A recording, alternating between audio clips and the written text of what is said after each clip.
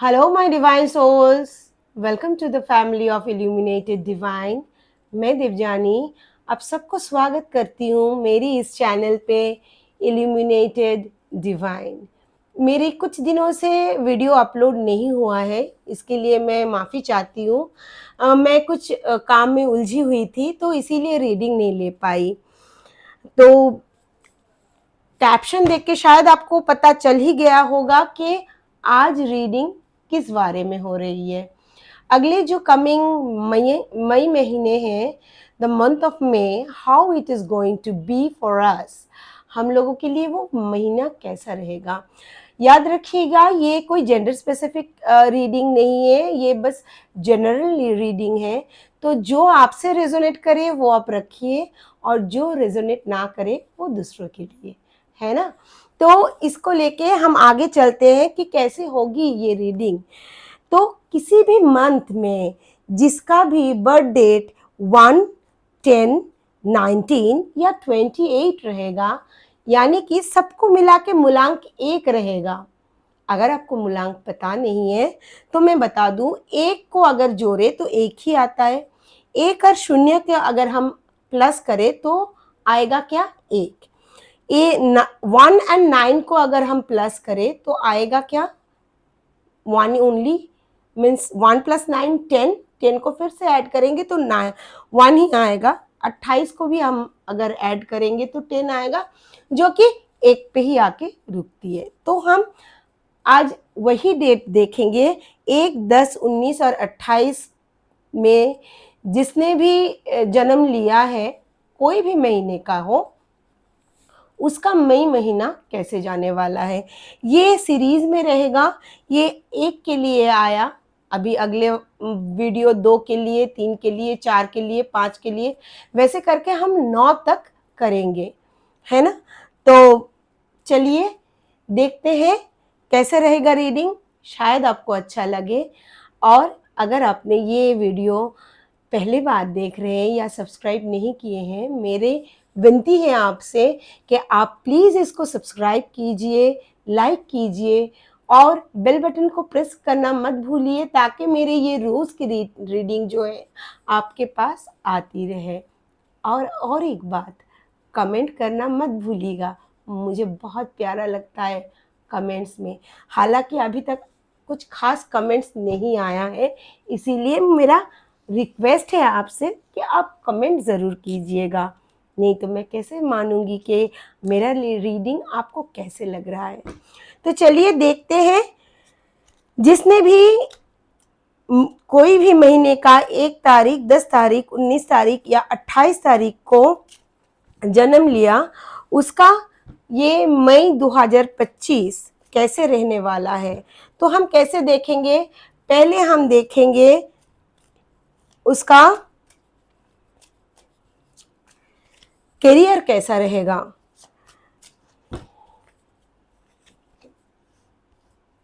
वाह। दूसरा कार्ड हम जो देखेंगे,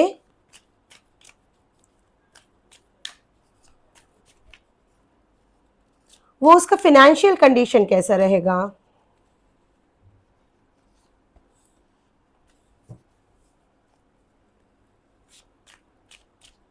तीसरा कार्ड जो होगा वो रिलेशनशिप का।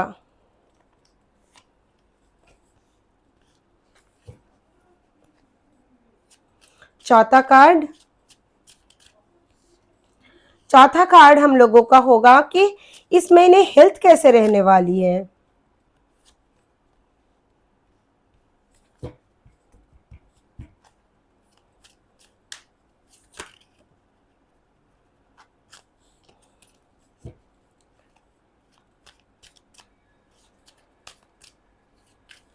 और पांचवा कार्ड ये होगा कि किससे आपको बचना चाहिए, यानी कि ऑब्स्टिकल्स, क्या ऑब्स्टिकल्स आने वाला है। And sixth card will be the guidance from universe और डिवाइन। तो चलिए आपका करियर के बारे में बात कर लेते हैं। करियर में आपका नया स्टार्ट होने वाला है। जो कि बहुत ही पॉजिटिव है। ये अच्छी स्टार्ट होने वाली है, पर आपको जो भी स्टार्ट करना है वो आपको एकदम होश और हवास में करनी है। ऐसा नहीं कि मैंने सोचा और कर दिया, नहीं।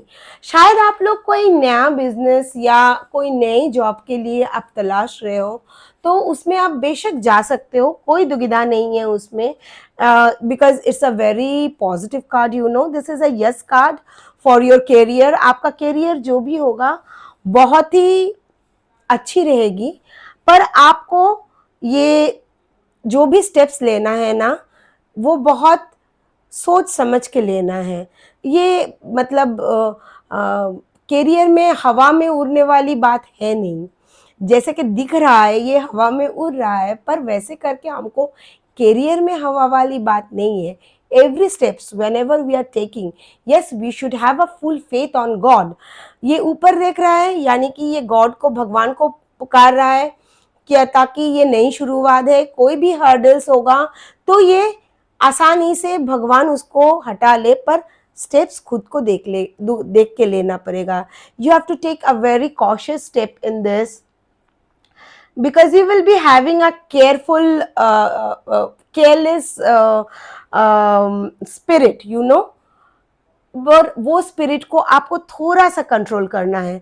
अगर आप बिजनेस या नए जॉब के लिए कहीं ट्रिप पे ट्रैवल करना चाहते हो, तो yes I will say it's a very lucky card for you. आप कहीं पे भी जा सकते हो नया जॉब के लिए या करियर ग्रोथ के लिए, या अगर आप बाहर पढ़ाई करने के लिए भी जाना चाहते हो, it is abroad even, then also you can go and it is a very it will bring a very positive news for you। अगर जॉब में भी और छोटा सा कोई ट्रैवल भी है आपका बिजनेस में, that will also be very fruitful for you। ये कार्ड आपको ये बताता है कि अनप्लान्ड वे में नहीं चलना है। Please take a proper plan, make a proper plan, be a happy person, lucky person and go। आपका ये जो फिनांस का कार्ड है ना, इसमें जो है नाइट ऑफ कप्स, ये नाइट ऑफ कप्स जो है ना, ये भी बहुत अच्छा कार्ड है, बहुत ही अच्छा कार्ड है। यू आर इमोशनली कनेक्टेड, पर ये फिनांस में इमोशन की बात कहाँ पे है, ये हमको थोड़ी सोचने की बात है। ये बात आपको ये बता रहा है कि आप जो भी कमा रहे हो ना, उसमें जितना भी खर्चा है, जो भी है, किसी पे हेस्टी डिसीजन मत लीजिएगा कि मैंने अभी सोचा कि ये खरीदना है तो मैंने खरीद लिया, मुझे अभी इसमें पैसा लगाना है लगा लिया। नहीं, थोड़ा रुक जाइए, थोड़ा समझ जाइए, थोड़ा सोच समझ के। आपको कहीं पे इन्वेस्टमेंट भी करना है तो थोड़ा सोच समझ के इन्वेस्टमेंट कीजिए। ये थोड़ा रुक रुक के चलने वाली कार्ड है, यानी कि बता रहा है आप थोड़ा जो स्टेप्स ले रहे हो ना, बहुत सोच समझ के लो, ताकि आपका ये जो पैसा है कहीं पे बर्बाद ना हो जाए। अगर हम आते हैं रिलेशनशिप में, तो आप बहुत बैलेंस करना चाहोगे। ये रिलेशनशिप के लिए आप हार्ड वर्क करोगे, मतलब काम में, पैसों में, और ये फैमिली बॉन्डिंग हो या चाहे रिलेशनशिप इशू हो, कहीं पे भी हो ना, ये इसमें आप बहुत बैलेंस करना चाहोगे। सो यू विल जगल, पर वो अच्छा होगा। जो भी आप करोगे ना, उसके लिए आउटकम जो होगा that will be very good. You will be able to, if you work hard, you will be able to make a balance in your relationship, है ना। आप एक दूसरे को समझिए। आपका अगर नया पार्टनर है तो एक दूसरे को समझिए। अगर आप नया पार्टनर ढूंढ रहे हैं, तो मैं बोलूँगी थोड़ा उसको अभी, मतलब थोड़ा देख के, संभल के, उसको टटोल के फिर अपने ज़िंदगी में उसको शामिल कीजिएगा, है ना। अब देखा और मैंने मन बना लिया इसके साथ रहना है, ये मत कीजिएगा। अगर नया रिलेशनशिप है तो उसको पहले समझिए, उसको पहले आप टटोलिए कि वो आपके लिए सही है कि नहीं है, फिर उसके बाद आप आगे जा सकते हैं। और जो लोग शादीशुदा है और ऑलरेडी रिलेशनशिप में है, वो थोड़ा एफर्ट डालिए एक दूसरे को समझने के लिए और संभलने के लिए, तो ये आपका रिलेशनशिप बहुत अच्छा रहेगा। हेल्थ के लिए मैं बोलूँ तो हेल्थ आपका इस महीने में थोड़ा-सा दिक्कत दे सकता है। क्यों, मैं बता दूँ? एक तो पहला आपका ये नया शुरुआत है, उसके लिए आपको थोड़ा टेंशन रहेगा मन में। और दूसरी बात है कि पैसों को भी आपको बहुत सोच समझ के हर तरीके से सही जगह में लगाना है। और आपका ये जो रिलेशनशिप है वो भी आपको बैलेंस करते हुए नज़र आ रहे हैं। इस सारे की वजह से आपका सेहत में मतलब for health you can have the issues, mental issues, you can have insomnia. आपका शायद बहुत एंगर बढ़ जाए, कभी कभी आप बहुत एंजाइटी अटैक आ जाए, पर ये नहीं करना है। ये कार्ड तो दिखा रहा है ये ऐसा होगा, पर अगर आप जान रहे हो ऐसा होगा, अगर आप पहले से ही इसके बारे में ऑलरेडी सुन पा रहे हो, तो ये नहीं करना है। आपको बस भगवान को प्रे करना है कि मुझे इतना शक्ति दीजिए कि मैं ये सब कुछ संभाल सकूं। और अपना स्ट्रेस है, जो एंजाइटी है, थोड़ा मेडिटेशन कर लीजिए। 10 मिनट के लिए सही भगवान के पास बैठ जाइए, जितना भी प्रॉब्लम हो उसको बोलिए और उसको प्रार्थना कीजिए। 100% आपका जो हेल्थ इश्यू है वो अगर 100% ट्रिगर करने वाला था, तो वो आपका नियर अबाउट 30% में आके रुक जाएगा। भगवान वहाँ पे आपका हाथ ज़रूर पकड़ लेगा। ये था आपकी दिक्कतें, क्या ऑब्स्टिकल्स आ सकते हैं। ऐसा दिख रहा है कि आप बहुत ईगो में आ जाओगे, आप किसी की बात नहीं सुनोगे, किसी की बात नहीं मानोगे, आपके मन में ही कहीं पे भी बहुत सारा खिचड़ी पक रही होगी। एक बात है, जब खिचड़ी दाल चावल के साथ अ, हंडी में पकती है ना, तो वो स्वादिष्ट भोजन होती है। मगर खिचड़ी अगर ये दिमाग में पकती है ना, तो वो बहुत दिक्कत देती है। तो ये अगर आप अभी जान ही पा रहे हो कि आपका ये पूरा टेंशन हो जाएगा, थोड़ा टेंशन आएगा आपकी ज़िंदगी में, तो आप ईगो को सबसे पहले कंट्रोल कीजिए, क्योंकि ये ईगो ही है जो आपको इतनी सारी दिक्कतें दे सकती है।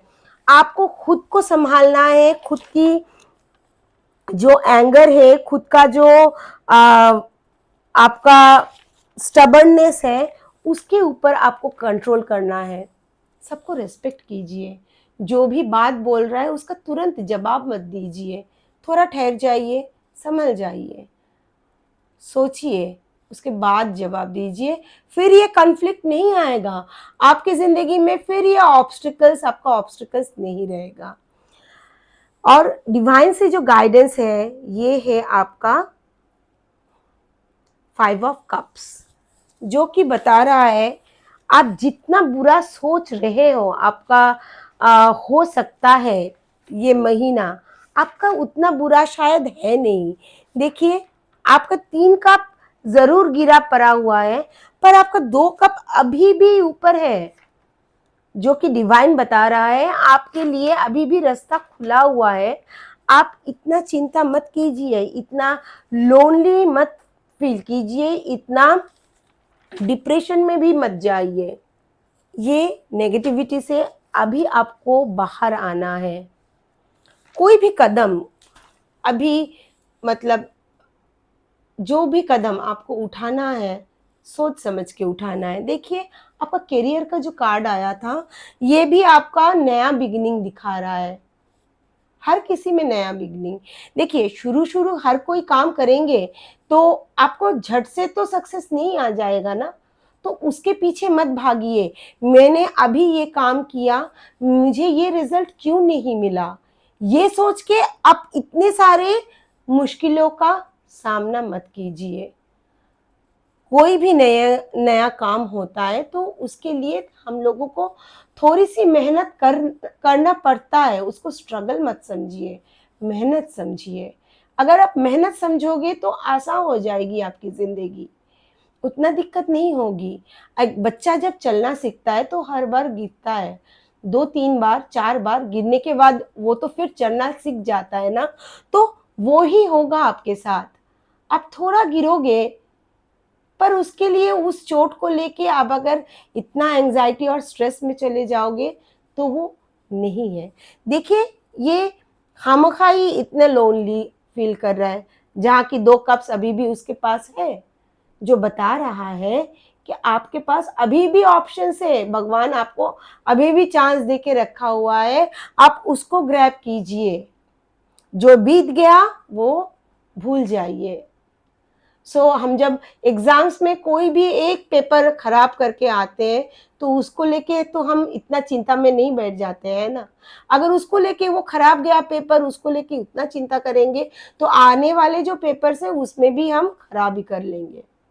तो overall this is a guidance, मोटा मोटा, कि आपको कैसे संभाल के चलना है। अगर आप अपने ये सारे फील्ड जो कि आप हालात जान चुके हैं, ये सारे फील्ड में आप खुद को कंट्रोल कर पाएंगे तो दिस मई महीने आपके लिए एक नई शुरुआत, एक नया स्टार्टअप और with opportunities and even also positivity होगा इसमें।